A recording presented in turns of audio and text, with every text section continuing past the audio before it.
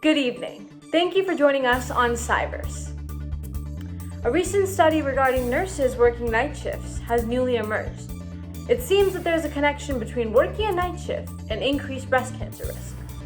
We will now be handing it over to our student expert to discuss this topic. Thank you, Cybers. My name is Devna Panda, and today I will be explaining the peculiar results of the study through epigenetics. Epigenetics describes a change in gene expression without any modification to the DNA sequence. In each of our trillions of cells, DNA is wound around groups of cylindrical histone proteins. A section of DNA encodes for a gene, which translates to a protein. But how is this gene expressed? The first process of gene expression is known as transcription, and it takes place in the nucleus. This is when DNA is converted into messenger RNA.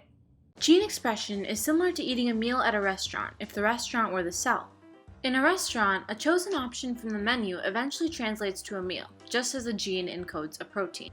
In the first step of gene expression, transcription, an order is rewritten in the waiter's own shorthand, similar to how DNA is converted to mRNA. Then, the mRNA leaves the nucleus and travels to the ribosome to be translated to a protein. In translation, transfer RNA matches every 3 nucleotides of mRNA to a corresponding amino acid. In time, this process creates a chain of amino acids, or a protein. In the restaurant, the chef takes the waiter's notes and matches it to the recipe for the meal. Each ingredient of the recipe is an amino acid, and the combination of ingredients creates the meal. So how does epigenetics play a role in all this? Epigenetics regulates gene expression through chemical tags known as epigenetic marks, which silence and activate genes. The first type of mark is a modification to a histone protein. If a molecule known as an acetyl group is attached to a histone protein, DNA is wound less tightly around the protein, making it easier for the gene to be expressed.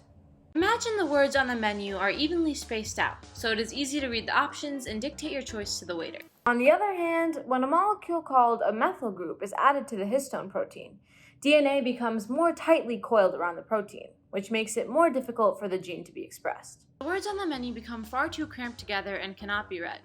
Therefore, you can no longer give your order to the waiter. In the study concerning the nurses, working night shifts interfered with their bodily rhythms, which resulted in an added methyl group to their tumor suppressor and estrogen receptor genes.